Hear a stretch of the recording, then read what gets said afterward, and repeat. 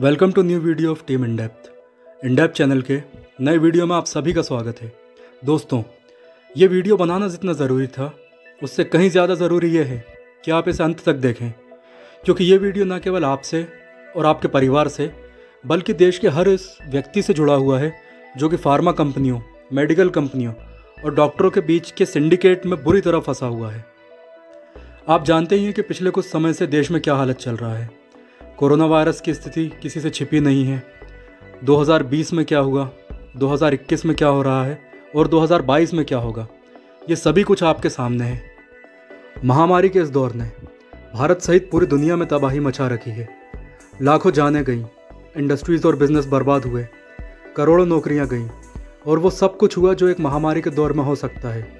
अर्थव्यवस्थाएं पूरी तरह चौपट हो गईं, लेकिन इसके बीच भी एक ऐसा सेक्टर रहा जो इससे न केवल अछूता रहा बल्कि इस सेक्टर ने 1000 से लेकर 2000% तक की आश्चर्यजनक वृद्धि भी दिखाई, और वो सेक्टर था फार्मा सेक्टर, यानी दवाइयाँ बनाने का धंधा। अब आप में से कई लोग कहेंगे कि बीमारी के दौर में दवाइयों की मांग तो बढ़ेगी ही, और जिस चीज़ की मांग बढ़ती है जाहिर सी बात है उसका दाम भी बढ़ता है। तो मैं मानता हूँ कि आपकी बात सच है, लेकिन इसमें केवल आधी सच्चाई है, और आधी सच्चाई जो बची हुई है वो इस वीडियो के अंत तक आपको पता चल जाएगी। दुनिया में भारत को फार्मास्यूटिकल का हब कहा जाता है। दुनिया की लगभग 20% दवाइयों का प्रोडक्शन भारत में ही होता है, और हम लगभग 190 देशों को दवाइयों का निर्यात भी करते हैं। यदि भारत फार्मेसी का जायंट है तो वो क्या कारण है कि भारत के लोगों को एक एक छोटी सी टैबलेट के लिए यहाँ से वहाँ भटकना पड़ता है, और दवा खरीदने से पहले अपनी जेबें टटोल कर देखना पड़ता है कि हम वो दवा खरीद सकते हैं या नहीं। तो दोस्तों, इसका सबसे बड़ा कारण है मेडिकल कंपनियों और फार्मा कंपनियों द्वारा की जाने वाली दवाइयों की ब्रांडिंग। यह ब्रांडिंग ही है जो 1 रुपये में मिलने वाली सर्दी या बुखार की साधारण सी गोली को 10 रुपये का बना देती है, और भारत की गरीब और भोली भाली जनता के दिमाग में यह बात अच्छे से बैठा देती है कि जिन दवाइयों की ब्रांडिंग की जा रही है या जिन्हें केवल टीवी या अखबारों में दिखाया जा रहा है, केवल वही दवाइयाँ बीमारियों को ठीक कर सकती है, और उनके सिवा कोई दवाई बीमारी को ठीक नहीं कर सकती। दरअसल होता यह है कि जब कोई फार्मा कंपनी किसी नई ड्रग या मेडिसिन की खोज करती है तो उसे इस ड्रग का पेटेंट मिल जाता है। इसका मतलब यह है कि ड्रग या ड्रग मॉलिक्यूल की मैन्युफैक्चरिंग और सेलिंग से लेकर यदि इसमें कोई आगे रिसर्च की जानी है तो वो सारे काम यही कंपनी करेगी, या इसके अलावा यह अपने पेटेंट का अधिकार किसी दूसरी कंपनी को भी ट्रांसफ़र कर सकती है। इसके बदले में यह कुछ फीस लेती है। आमतौर पर ड्रग के पेटेंट की अवधि 20 साल की होती है। इसके बाद ड्रग का पेटेंट समाप्त कर दिया जाता है और दूसरी कंपनियां भी उसी फॉर्मूले का उपयोग करके ड्रग का प्रोडक्शन कर सकती हैं। इसका सबसे अच्छा उदाहरण एस्प्रिन और पैरासीटामॉल है। एस्प्रिन का उपयोग पेन रिलीवर के साथ साथ बहुत सी दूसरी बीमारियों में भी किया जाता है, और जब हम मेडिकल स्टोर पर एस्प्रिन लेने जाते हैं तो इस एस्प्रिन के बजाय हमें डिस्प्रिन दे दी जाती है, जिसमें एस्प्रिन के सिवा कुछ नहीं होता है। तो दोस्तों, इसी का नाम है ब्रांडिंग। एस्प्रिन उस ओरिजिनल फार्मूले का नाम है जिसका पेटेंट समाप्त हो चुका है और जिसकी कीमत बहुत ही कम है, लेकिन डिस्प्रिन उस ब्रांड का नाम है जिसमें एस्प्रिन के सिवा कुछ है तो नहीं, लेकिन दाम एस्प्रिन से लगभग 5 गुना ज़्यादा है।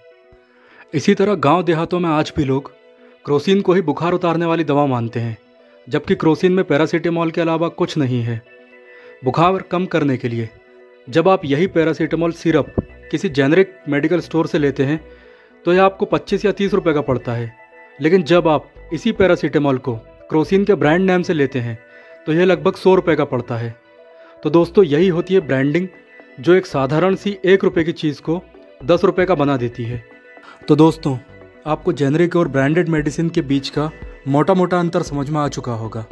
जेनरिक दवाएँ वो होती हैं जो ड्रग के फार्मूले के नाम से ही मिलती हैं, जैसे कि एस्प्रिन, और ब्रांडेड दवाएं वो हैं जो कंपनी के ब्रांड नेम से मिलती हैं, जैसे कि क्रोसिन।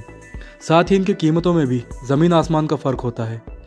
चलिए अब हम ब्रांडेड दवाओं के महंगे होने के कारण का पूरा गुणा भाग समझते हैं।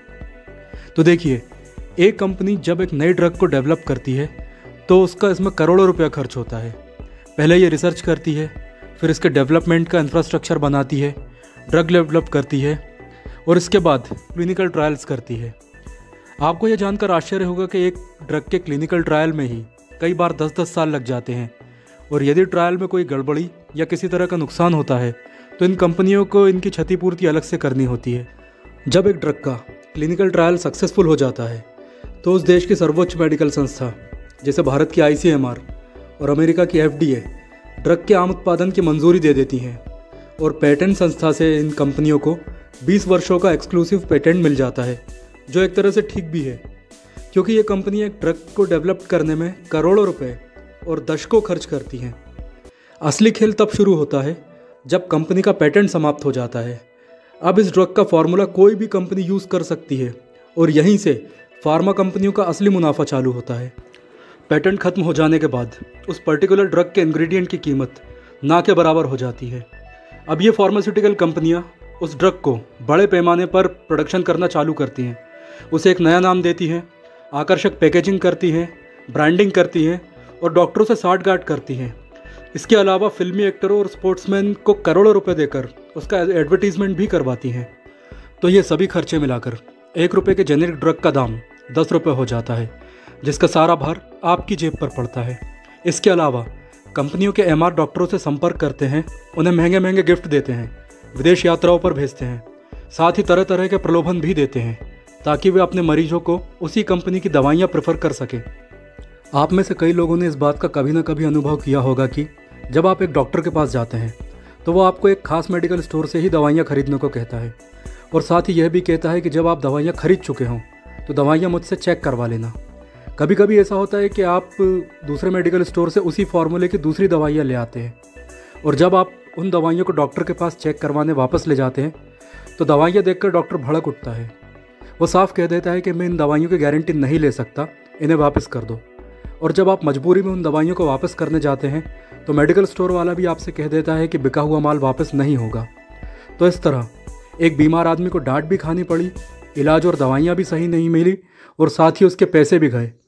और सबसे बड़ी बात यह है कि वो किसी से शिकायत भी नहीं कर सकता क्योंकि हेल्थ केयर और फार्मा इंडस्ट्री की लॉबिंग इतनी तगड़ी होती है कि कई बार स्टेट गवर्नमेंट भी इनके सामने झुक जाती है। तो अब आप अच्छी तरह समझ चुके हैं कि ये नेटवर्क किस तरह काम करता है, लेकिन महत्वपूर्ण बात यह है कि इससे कैसे बचा जाए। तो इससे बचने के 2 तरीके हैं। पहला ये कि आप अपने डॉक्टर से कहिए कि मैं ब्रांडेड दवाएं अफोर्ड नहीं कर सकता हूं, तो कृपया करके आप मुझे जेनेरिक दवाएं ही रिकमेंड करें। नियम अनुसार डॉक्टर ऐसा करने से मना नहीं कर सकता। तो ये पहला रास्ता था। दूसरा रास्ता यह है कि आपको जेनेरिक दवाओं की पहचान करनी आनी चाहिए, जो हम आपको इसी वीडियो में बताते हैं। ये देखिए, ये एसिटोलोप्राम ऑक्सलेट टैबलेट है जो एंटी एंजाइटी के लिए दवा है। इसे ल्यूपिन कंपनी द्वारा स्टेलोपम लाइट के नाम से बनाया जाता है और इसमें एसिटोलोप्राम ऑक्सलेट के अलावा ऐसा कोई खास इंग्रेडिएंट नहीं है। बाजार में इसकी कीमत लगभग 100 रुपये है और यदि यही आप जेनेरिक में लेने जाते हैं तो आपको 25 रुपये की पड़ेगी। इसके बाद ये विंसली कंपनी द्वारा बनाई जाने वाली एंटी फंगल क्रीम डर्माकेटिन नियो है। यहाँ इसका ट्रेडमार्क देखिए। इसमें कीटोकेनाजोल और नियोमाइसिन के अलावा ऐसा कुछ खास नहीं रहता। इसकी बाजार में कीमत लगभग 77 रुपये है, 77। और यदि आप जेनेरिक में लेने जाते हैं यही चीज़ यानी कीटोकेनाजोल या नियोमाइसिन तो इसकी कीमत आपको केवल 25 रुपये पड़ेगी। इसके बाद ये जॉनसन्स बेबी का पाउडर है, बेबी पाउडर। इसमें आप रजिस्ट्रेशन का मार्क साफ देख सकते हैं। बाजार में इसकी कीमत लगभग 40 या 50 रुपये है, लेकिन यही आप यानी इसका इंग्रेडिएंट जो कि सोडियम सिट्रेट और सिट्रिक एसिड के अलावा कुछ खास नहीं है, यदि यही आप जेनेरिक में लेने जाते हैं तो यह आपको केवल 10 या 20 रुपये का पड़ेगा। तो दोस्तों, अब आप अच्छी तरह समझ गए होंगे कि एक ब्रांडेड और जेनेरिक में अंतर करते समय हमें किन किन चीज़ों को देखना है। सबसे पहले हमें रजिस्ट्रेशन और ट्रेडमार्क के निशान को देखना है। जेनेरिक दवा में कोई रजिस्ट्रेशन और ट्रेडमार्क का निशान नहीं होगा, जबकि ब्रांडेड दवाओं में R और TM के निशान होंगे। दूसरा, हमें इनका फार्मूला देखना है। ब्रांडेड दवाओं में फार्मूले के साथ साथ ब्रांड का नाम भी होगा, लेकिन जेनेरिक दवाओं में केवल फार्मूले का नाम ही होगा। जैसे यदि आप पैरासीटामोल मांगेंगे तो आपको पैरासीटामोल ही मिलेगी, ना कि क्रोसिन। और तीसरा, इनकी कीमतों में ज़मीन आसमान का अंतर होगा। यदि कोई जेनेरिक दवा 10 रुपये की है तो ब्रांडेड दवा 50 रुपये की होगी।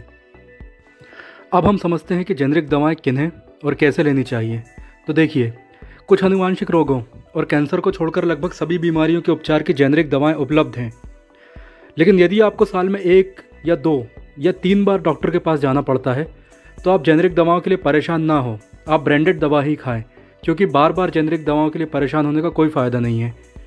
लेकिन यदि आपको कोई क्रोनिक रोग है जो लंबे समय से चलता आ रहा है या रोज़ ही उसकी दवाइयाँ खानी पड़ती हैं, जैसे कि diabetes, hypertension, high blood pressure, दिल की बीमारियाँ, पथरी, ऑस्टियोपोरोसिस या कोई दूसरा जिनकी दवाएं रोज़ सुबह शाम खानी पड़ती हैं, तो पहले आप अपने डॉक्टर से कंसल्ट करें और इसके बाद ही जेनेरिक दवाइयों का उपयोग चालू करें। लेकिन याद रखिए कि आपको ब्रांडेड दवाएं या पुरानी दवाएं एकदम से नहीं छोड़नी है। इसे एक उदाहरण द्वारा समझते हैं। मान लीजिए कि एक डायबिटीज़ का रोगी हफ्ते में 7 दिन ब्रांडेड दवाएं खाता है और 2 बार अपना ब्लड शुगर लेवल चेक करवाता है। अब यदि वो ब्रांडेड से जेनेरिक पर स्विच करना चाहता है तो पहले हफ्ते में उसे हफ्ते में 6 दिन ब्रांडेड दवाएं और 1 दिन जेनेरिक दवाएं खानी चाहिए और जेनेरिक दवा खाने के 4 से 6 घंटे बाद अपना ब्लड शुगर लेवल चेक करवाना चाहिए। यदि सब कुछ ठीक रहता है तो अगले हफ्ते से वो हफ्ते में 2 दिन जेनेरिक दवाएं खाएं और हर बार अपना ब्लड शुगर लेवल चेक करवाएं। इसी तरह करके धीरे धीरे आगे बढ़ना चाहिए। कहने का मतलब यह है कि ब्रांडेड दवाओं से अचानक ही जेनेरिक दवाओं पर स्विच नहीं करना चाहिए।